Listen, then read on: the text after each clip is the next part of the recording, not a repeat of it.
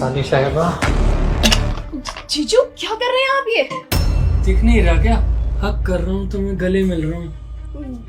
दिमाग खराब हो गया आपका। आप मेरे जीजू हैं, दीदी को पता चलेगा तो क्या सोचेंगे आपके बारे में? तो लग जाने दो ना पता।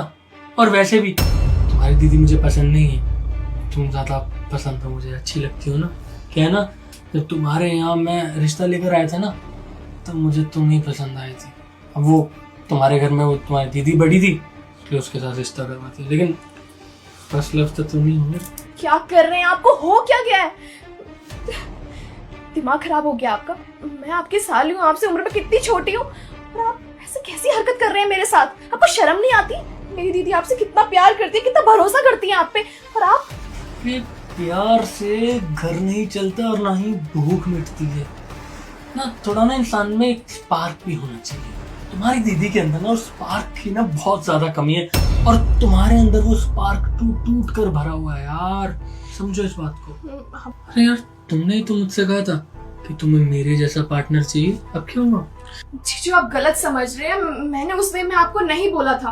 वो तो आप मेरी दीदी की इतनी रिस्पेक्ट करते हो, इतनी केयर करते हो, हमारी फैमिली का इतना ध्यान रखते हैं, ऊपर से मैं इस घर में रहती हूँ, मेरी इतनी इज्जत करते हैं, इतना ध्यान रखते हैं। मैं कभी नहीं चाहूंगी कि आप मेरे साथ ऐसा व्यवहार करेंगे, और इसलिए मैंने आपको बोला था कि मेरा भी जो लाइफ पार्टनर हो वो आपके जैसा हो, सेम आपके जैसा।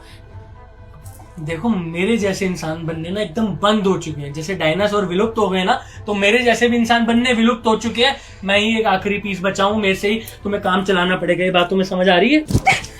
जीजू क्या कर रहे हैं आप? आपका दिमाग खराब हो गया है क्या? मेरी दीदी को पता चलेगा तो क्या सोचेंगी वो आपके बारे में? आप ऐसे नहीं मानेंगे। आने दो दीदी को, मैं आज उनको सब कुछ सच बता दूंगी। तुझे पता है ना, जो तूने मुझे मना करा है उसका नतीजा कितना बुरा हो सकता है, जानती है तू?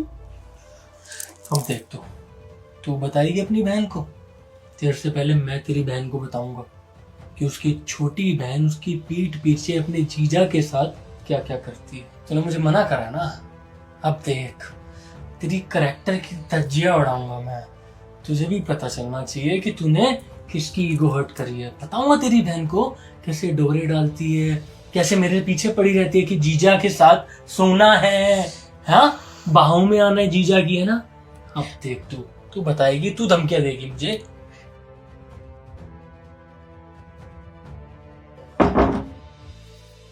छोटी दीदी, तेरी दीदी आ गई। अब देख कैसा चमत्कार दिखाता हूँ। अरे साली साहिबा, ये क्या कर रही हो? सताक्षी, सताक्षी, दीदी सताक्षी, अच्छा हुआ तुम सही टाइम पर आ गई, आज बहुत गलत हो जाता। सताक्षी, सताक्षी, ये जो तुम्हारी बहन है ना, मैं कैसे बताऊं, मुझे खुद शर्म आ रही है। तुम्हारी बहन मेरे ऊपर गंदी नजरें रखती है, और ये सब बातें बताना नहीं चाह रहा था तुम्हें। मैंने सोचा कि चलो बाहर ना आए, घर में दब जाए, लेकिन नहीं। हरी बहन मेरे साथ सोना चाहती है। वो मुझे कहती है कि जीजू दीदी को धोखा दे दो और मेरे साथ घर बसा लो। बातों तक तो चलो ठीक था, तुम्हारी बहन ने जबरदस्ती मेरे शर्ट के बटन खोलने चाहे और मेरे बालों पे हाथ लगाया, मेरे गालों को छुआ। सताक्षी, इसको घर से बाहर निकाल दो सताक्षी, ये इस घर में नहीं रह सकती, मेरी इज्जत को खतरा है सताक्षी। Calm down. मैं आ गई हूँ ना, सब ठीक हो जाएगा, है ना। और छोटी, तुझे बिल्कुल शर्म नहीं आ रही? अपने जीजू पे दौड़ डाल रही है तू। ऐसी छोटी बहन होने से अच्छा तो मेरी बहन ही ना होती।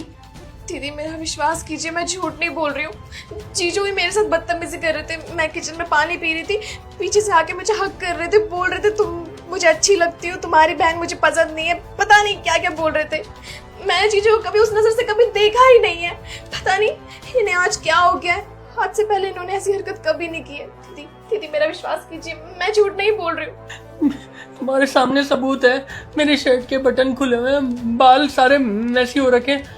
ये तुम्हारी बहन ने किया है, ये मेरी इज्जत लूटना चाहती है। इसको घर से बाहर निकाल दो यार। सही कह रहे हो, घर से बाहर तो जाएगा। अब मेरे पीठ पीछे मेरे ही घर में ये सब चल रहा है, तो इससे तो मेरा घर खराब होगा। तो एक इंसान को घर से बाहर तो जाना ही पड़ेगा। तुझे क्या हो गया? तू क्यों रो रही है? तेरी बड़ी बहन हूँ, तुझे इतना यकीन नहीं है कि तेरी बड़ी बहन को सब पता है? इस घर से कोई तो बाहर जाएगा, लेकिन तू नहीं जाएगी। उज्जवल बाहर जाएगा। मैं क्यों जाऊंगा? Shut up! मुझे बताना पड़ेगा कि तुमने क्या किया है। ये जो अभी चल रहा था ना, ये सब मैंने अपनी आंखों से देख लिया है। गेट पे से खड़े होके पिछले आधे घंटे से मैं यहीं पे खड़ी थी। मैंने कुछ नहीं करा, यही मेरे को हिंट देती थी, यही मुझे बुलाती थी, इसकी वजह से हुआ है सब।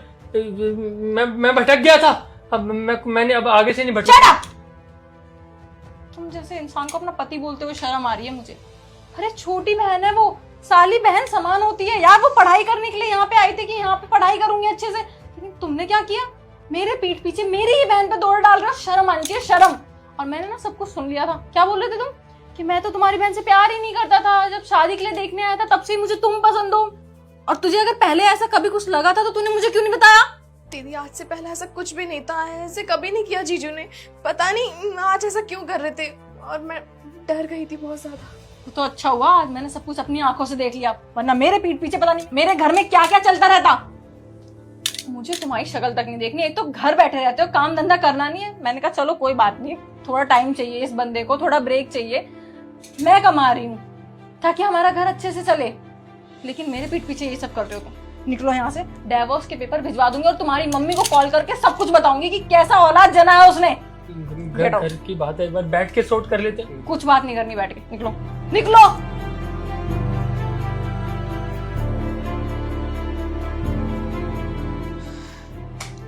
तू ठीक है? रो मत, सब ठीक हो जाएगा, मैं आ गई हूँ। दीदी आप स्टूडेंट्स को 10 रुपए में खाना खिलाते हो? हाँ, आपको खाना है? मुझे भूख लगी है, मुझे खाना है। ठीक है बैठिए, मैं लगवाती हूँ। जी। सुनो, एक स्टूडेंट थाली लगवाना। सुन, तुझे क्या अपना रेस्टोरेंट बंद करवाना है? नहीं तो क्यों? एक 10 रुपए में कहाँ से आइडिया है? 10 रुपए में खाना खिला रही है। तू भी चकमा खा गया ना। ये आइडिया मेरा नहीं है। वो कुछ दिन पहले ना मेरे पास एक लड़का आया था। एक्सक्यूज मी, क्या आप इस रेस्टोरेंट की ओनर हैं? हाँ, मैं इस रेस्टोरेंट के ओनर हूँ, बताइए। एक्चुअली मैम, मैं चाहता हूँ कि यहाँ पे जितने भी स्टूडेंट्स आपके यहाँ खाना खाने आते हैं, आप उनको 10 रुपए में थाली खिलाएं। मैं क्यों 10 रुपए में स्टूडेंट को खाना खिलाऊं? मेरे यहाँ क्या पेट पे पैसे उग रहे हैं? नहीं, पैसे आपको नहीं देने, एक्चुअली मैं आपको पैसे दूंगा। तो मिस्टर, आपके यहाँ पेट पे पैसे उग रहे हैं? अब तू ही बता, इसमें मेरा नुकसान कैसे हुआ? इसमें तो मेरा फायदा हुआ ना। अब 10 रुपए के लालच में ज्यादा से ज्यादा स्टूडेंट आएंगे, उनको देख के ज्यादा से ज्यादा कस्टमर आएंगे और मेरा फ्री में प्रमोशन हो जाएगा। बात तो तू सही कह रही है यार, पर तूने उससे पूछा नहीं इसकी वजह क्या थी? 10 रुपए में खाना। यार मैंने पूछा था, लेकिन उसने सही से मुझे कुछ बताया नहीं। वो आए तो मुझे मिलवाइए एक बार उससे। आएगा तो मिल लियो।